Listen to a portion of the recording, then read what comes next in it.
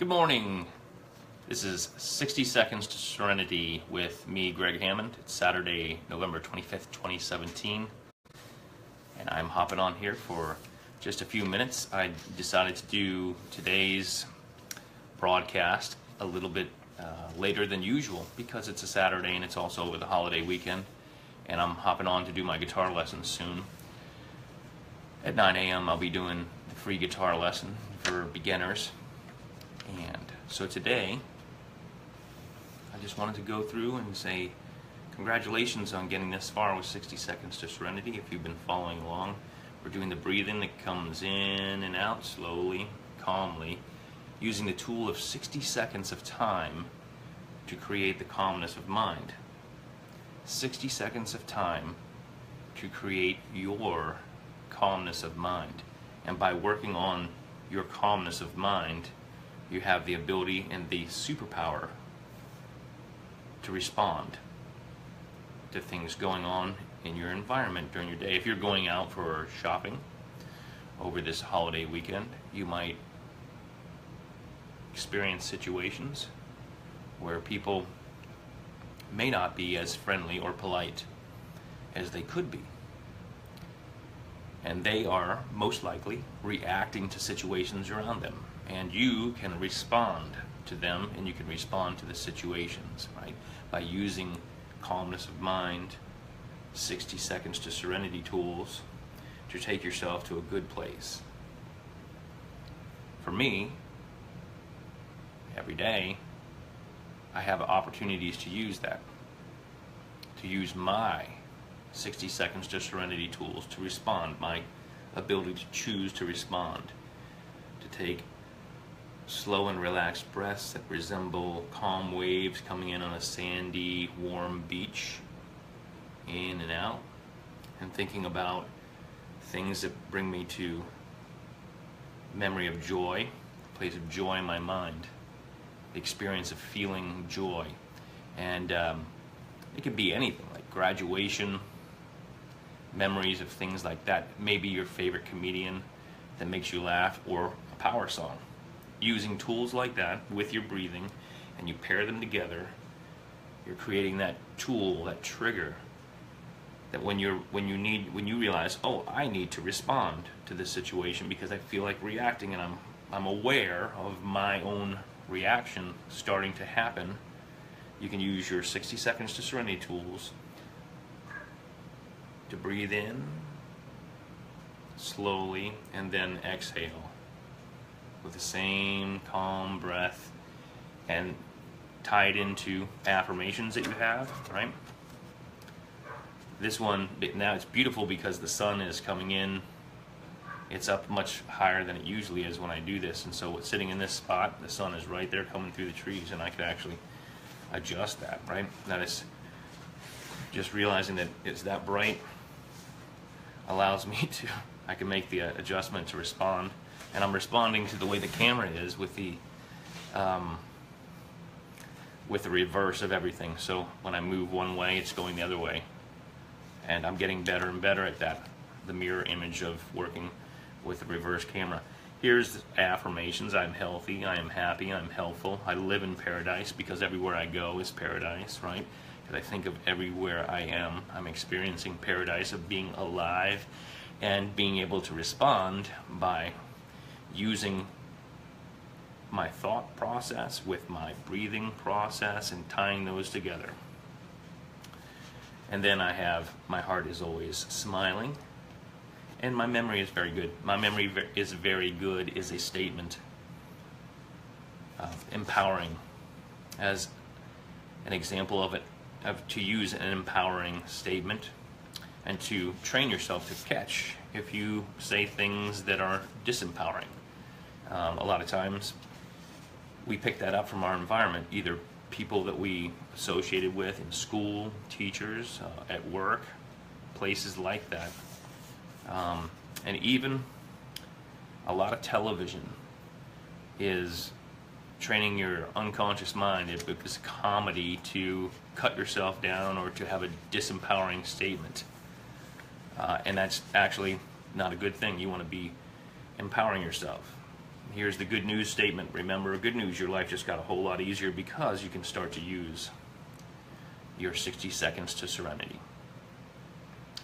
Yesterday, right after I finished my broadcast, the doorbell rang, and it was one of my neighbors from across the way who said, "Hey, take a look at your car." And my car was, the hatchback was open, and somebody had gotten in there and gone through the glove box, the center console, and they removed a whole roadside emergency kit that had important things. And so I look at like the way, how do I respond? Respond with gratitude. I'm grateful that my neighbor was paying attention. I'm grateful that whoever came to get the stuff that they took were able to get it because they needed it more than I do. It also made me think about what was in my car. What things did they take? What do I need to replace? And which of those things was important enough to replace and which things do I not need to? But then it also made me think about, I can share what I had in my car in that emergency roadside kit because maybe somebody hasn't thought about it. So in the roadside emergency kit, I had a thin wool blanket. Now, wool is very important because it can keep you warm while it's still wet. So I had this. It was a liner to go inside of a sleeping bag,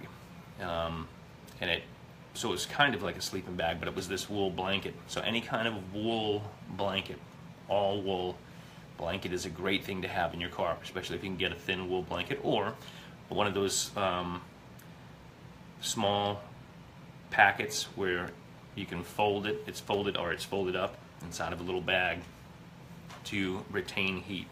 So I had something for retaining heat. I had something to melt snow and ice, a non-toxic container of pellets to melt snow and ice.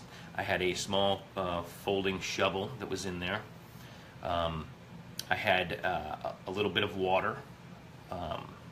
I had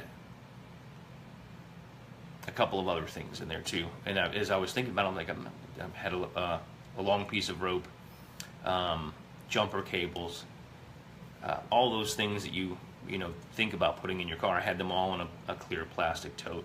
And somebody took all of that with some other stuff. They took the chargers, they took other stuff, but not, in the big scope of things, it's really nothing. And my attitude is the most important thing. They have an attitude of gratitude. I can share the important things they had in there that might make somebody think, oh, over this holiday weekend, I would like to make sure that I have insured and protected my family or my friends or just yourself by putting those things into your car. The emergency roadside stuff, jumper cables, wool blanket or thermal blanket of some type, water, and the water should be in a container that's not getting hot all the time. You don't want to be baking, you don't want plastic containers in your car. Glass container in a place where it's not going to get knocked around, but glass is better. And I know it's tough if you are in a very cold place. You need to be aware that could freeze, and if that's your situation, then you want to make sure that you have some water, some space between the lid and the water so that it doesn't freeze and break that glass. You want it to be able to expand and contract as it needs to inside of the glass container. Anyway, what an amazing blessing to start thinking about those things and then to remember why I put them all in there. And I'm reconnected to those things and thinking about, did I need that? Should I replace that? What an amazing blessing that somebody got into my car and took those things. And they went off somewhere, and maybe that was just what they needed to get through their day. And I got a chance to talk to a couple of officers here and say thank you for being an officer. Thank you for being here in the community to come out and take a report on something like this. Tons of blessings. I can keep looking at all of the harvesting the good, the bright side of all of that. Anyway, I'm going to hop off because I have to prepare for the guitar lesson I'm going to do. I'm doing the free series of guitar lessons here on Facebook and on also DC Guitar Lessons Facebook page. And onto the Global Jam for Peace. And speaking of Global Jam for Peace, I still Still offering these magnets for your refrigerator. I have a couple dozen left, and I have some stickers, and I can send them to you at no cost to you as a thank you and a gratitude for people supporting Global Jam. If you know anybody who'd like to do that, they can do that online at theglobaljamforpeace.com. There's the logo behind me, and it is, you can see the website right there as well. You can zoom in on it. I've got to hop off. Oh, the non-dominant hand exercise. Write your name, the day it is, the month, and the number on the calendar of the day, November 25th, 2017, sunrise, the time of sunrise, time of sunset in your area, how the temperature is, and write down your favorite book that you're thinking about reading. The Art of Living by Bob Proctor is fantastic. I recommend that. There's the book of the day. Peace, love, music. I will see you tomorrow.